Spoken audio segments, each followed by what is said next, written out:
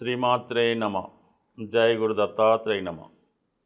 ఈ వీడియోలో మనం మకర రాశి వారికి జనవరి 4 నుంచి 10వ తారీఖు మధ్యలో జరగబోయే వార ఫలాలు పరిశీలించినప్పుడు ప్రధానంగా 4 గ్రహాలు వ్యయ స్థానంలో ఉండడం వల్ల గురువు 6వ స్థానంలో సంచరిస్తూ 6, 12 స్థానాల మధ్య పరివర్తన యోగం ఈ వారంలో మీకు ఒక విపరీత రాజయోగం లాంటిది ఏర్పడడం జరుగుతూ ఉంటుంది.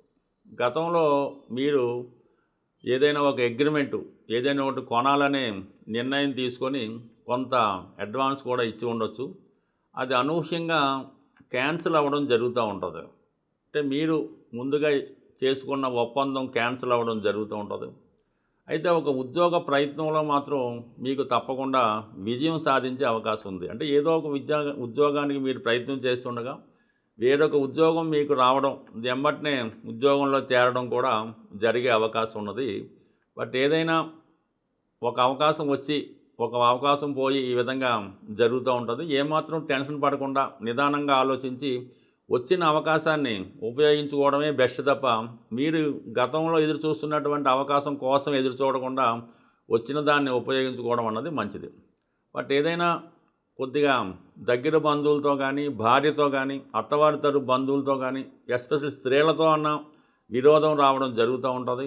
ఆర్థిక పరంగా తీవ్రమైనటువంటి ఒత్తిడి మీ మీద ఏర్పడడం వల్ల తప్పనిసరిగా కొంత ధనాన్ని అవతల వారికి చెల్లించవలసి ఉంటుంది. అది రుణ రూపంలో అవ్వచ్చు, వేరే మీరు డొనేషన్ రూపంలో అవ్వచ్చు. బట్ ఏదైనా ఒక బాధ్యత మీ మీద ఉండడం వల్ల ఆ బాధ్యత మీరు కంపల్సరీగా చేయవలసి ఉంటుంది. దానికోసం కంపల్సరీగా కొంత ధనాన్ని వెచ్చించడం జరుగుతూ ఉంటుంది. ఎప్పుడు 12వ స్థానంలో ఉన్నటువంటి గ్రహం ఆ కారకత్వం ద్వారా మనకి నష్టాన్ని కలిగించడం జరుగుతూ ఉంటుంది. ఇప్పుడు కుజుడు 12వ స్థానంలో ఉండడం వల్ల అన్నదమ్ముల వల్ల కానీ, స్నేహితుల వల్ల కానీ, భూములు స్థిరాస్తుల వల్ల నష్టం ఏర్పడే అవకాశం ఉంది. అలాగే స్థిరాస్తి అమ్మాలనే మీ ప్రయత్నంలో కూడా సరైన ధర రాకపోవడం వల్ల అది కొంతకాలం వాయిదా పడడం కూడా జరుగుతూ ఉంటుంది. రవి 12వ స్థానంలో ఉండడం వల్ల ప్రభుత్వ అధికారుల నుంచి తీవ్రమైన ఒత్తిడి ఎదురవుతూ ఉంటుంది. సమయానికి GST, sale tax, income tax లాంటివి చెల్లించలేకపోవడం వల్ల కొంత ఇబ్బంది ఏర్పడుతూ ఉంటుంది. ఇదే సమయంలో మీ పెద్దవారి దగ్గర నుంచి కానీ, తండ్రి గారి దగ్గర నుంచి కానీ కొంత ఒత్తిడి రావడం కానీ, వారికి ఏదైనా అర్జెంటుగా అవసరం రావడం వల్ల అన్ని కార్యక్రమాలు పక్కన పెట్టి వారి కోసం మీరు అటెండ్ అవ్వడం కానీ, వారి సమస్యల్ని మీరు పరిష్కరించవలసి రావడం కూడా జరిగే అవకాశం ఉన్నది. దాంతోపాటు బుధుడు రావడం వల్ల వ్యాపార అవసరాలకో, పిల్లల చదువుకో, ఎంటర్టైన్మెంట్కో కొంత ధనాన్ని ఖర్చు పెట్టడం జరుగుతూ ఉంటుంది. ఎస్పెషల్లీ శుక్రుడు మీకు ఈ లగ్నానికి యోగకారకుడు అయినటువంటి శుక్రుడు వ్యయస్థానంలో అస్తంగతమై ఉండడం వల్ల వృత్తిపరంగా మార్పులు రావడం జరుగుతూ ఉంటుంది. కొంతమంది అయితే ప్రస్తుతం చేస్తున్నటువంటి వ్యాపారాన్ని కంప్లీట్గా క్లోజ్ చేసి కొంతకాలం పాటు రెస్ట్ తీసుకొని వేరే వ్యాపారానికి వెళ్ళడం కానీ, ఉద్యోగస్తులైతే ప్రస్తుతం ఉన్నటువంటి ఉద్యోగాన్ని కంప్లీట్గా వదిలివేసి వేరే ఉద్యోగానికి ప్రయత్నం చేయడం కానీ జరిగే అవకాశం ఉంది. బట్ ఏదైనా వృత్తి సంబంధించిన విషయాల్లో కొన్ని కీలకమైనటువంటి మార్పులు ఈ వారంలో రావడం జరుగుతూ ఉంటుంది.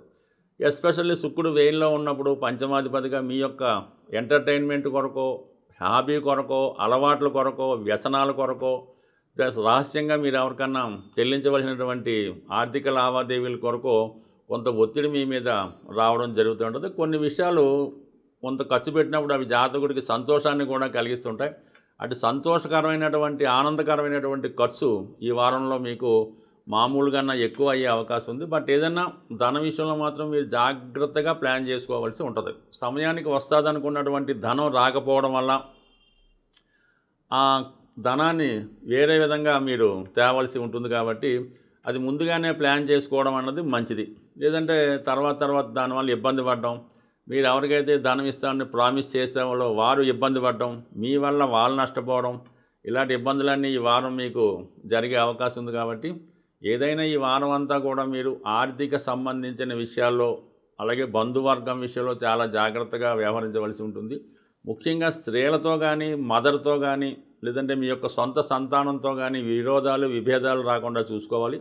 అంటే ఏదో ఒక కారణం వల్ల మీరు మనస్తాపం చెందడం జరుగుతూ ఉంటుంది. వాళ్ళకి వచ్చిన అనారోగ్య సమస్య కూడా అయ్యే అవకాశం ఉంది. అందువల్ల ఈ రాశి వారు కంపల్సరిగా ఈ వారంలో వచ్చే మంగళవారం రోజు హనుమాన్ ఆలయంలో హనుమానికి సింధూరంతో అభిషేకం చేయడం వల్ల, దాని తర్వాత వడపప్పు పానకం స్వామికి నైవేద్యంగా పెట్టి భక్తులకు పంచిపెట్టడం వల్ల ఎటువంటి ఆర్థిక సమస్య ఉన్నా, ఎటువంటి ప్రభుత్వ అధికారుల వల్ల ఇబ్బంది ఉన్నా కంప్లీట్గా స్వామి అనుగ్రహంతో తొలగిపోయే అవకాశం ఉంది.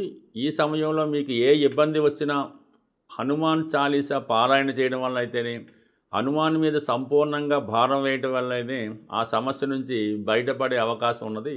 జ్యోతిష శాస్త్రానికి వాస్తు శాస్త్రానికి కంప్లీట్గా ఒక అవినాభావ సంబంధం ఉంటుంది. మన దశను బట్టి, మనకి జరుగుతున్నటువంటి పీరియడ్ని బట్టే మనం నివసించే గృహం కూడా ఉండడం జరుగుతూ ఉంటుంది. అది కోయిన్సైడ్ అవుతూ ఉంటుంది. సర్వసాధారణంగా మీరు సొంత గృహం మీకు ఏదో ఊర్లోనో, వేరే స్టేట్లోనో, వేరే రాష్ట్రంలో ఉంటుంది. మీ యొక్క సొంత గృహం మీ తండ్రి గారిదో, తాతగారిదో మీకు వారసత్వంగా అందులో హక్కు ఉంది అనుకుందాం. మీరు వేరే సిటీలో, ఈవెన్ అమెరికాలో కానీ, ఆఫ్రికాలో కానీ, హైదరాబాద్లో ఎక్కడున్నా సరే మీరు ఒక ఇల్లు అద్దెకి తీసుకోవడం జరుగుతూ ఉంటుంది. కేవలం మీ సొంత గృహంలో ఎటువంటి వాస్తు దోషం ఉంటుందో అదే వాస్తు దోషంతో ఉన్న ఇల్లు మాత్రమే మీకు దొరుకుతుంది అద్దెకు ఉండడానికి. లేదు మీరు కొనుక్కోవాలన్నా కూడా అటువంటి వాస్తు దోషం ఉన్న ఇల్లే మీకు కుదరడం జరుగుతూ ఉంటుంది. ఎక్కువగా వాయువ్య దోషం ఎవరికైతే వారి గృహంలో ఉంటుందో వారు నివసిస్తున్న గృహంలో కానీ, కొంటున్న గృహంలో కానీ అదే వాస్తు దోషం అన్నది కంటిన్యూ అవ్వడం జరుగుతూ ఉంటుంది. సో ఇది ఎక్కువగా ప్రస్తుతం ఉన్నటువంటి ఈ పిల్లలకి ఈ పెళ్ళిళ్ళు, అలాగే వాళ్ళ ఉద్యోగాలు, అలాగే విదేశ ప్రయత్నాలు, విదేశంలో ఉండడం, అక్కడ ఉద్యోగం లేకపోవడం, ఇవన్నీ కూడా మీరు నివసిస్తున్నటువంటి గృహంలో ప్రధానంగా ఉన్నటువంటి నైరుతి మరియు వాయువ్య దోష ప్రభావం వల్ల సరిగ్గా మీ యొక్క అమ్మాయినో, లేదంటే మనం ఏదో అనుకుందాం, మీ ఇంట్లో ఒక ఆడపిల్ల ఉంది, బాగా చదివించారు, డిగ్రీ పూర్తయింది, ఉద్యోగం వచ్చింది, ఒక 2 సంవత్సరాలు ఉద్యోగం చేస్తుంది. మీరు ఒక పెళ్ళి ప్రయత్నం చేసి అమ్మాయిని అడుగుతారు, ఏదో చూడమంటుందో చెప్తుంది. మీరు ఈ ప్రయత్నం చేస్తుండగానే సడన్గా ఏదో ఆఫీసులో ఎవరు ఇష్టపడుతున్నారో మేము ఆ పెళ్లి చేసుకోవాలని అనుకుంటున్నామని చెప్పడం జరుగుతూ ఉంటుంది.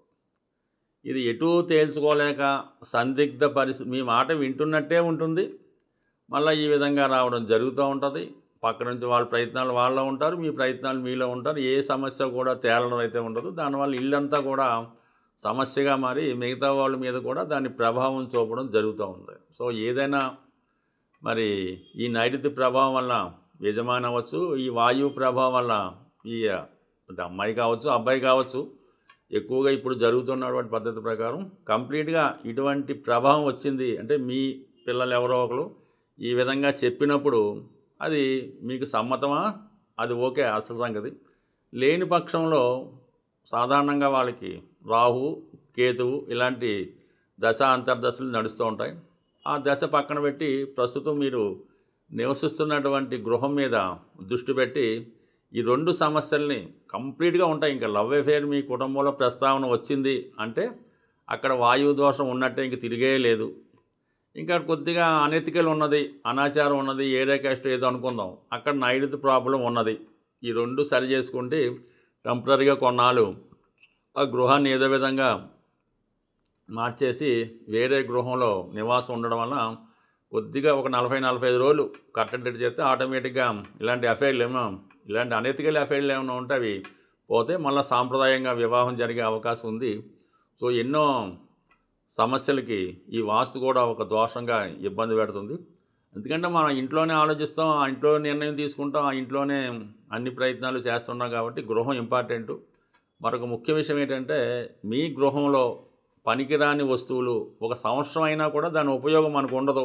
అది కంప్లీట్గా ఇటువంటి డ్యామేజ్లో ఉన్న వస్తువులు, ఇరిగిపోయిన వస్తువులు, పనికిరాని వస్తువులు, వాడని వస్తువులు ఇమీడియట్గా రిమూవ్ చేయడం వల్ల కూడా ఇటువంటి ప్రేమ వ్యవహారాలు, నిరుద్యోగ సమస్యల నుంచి బయటపడడం జరుగుతుంది. స్వస్తి.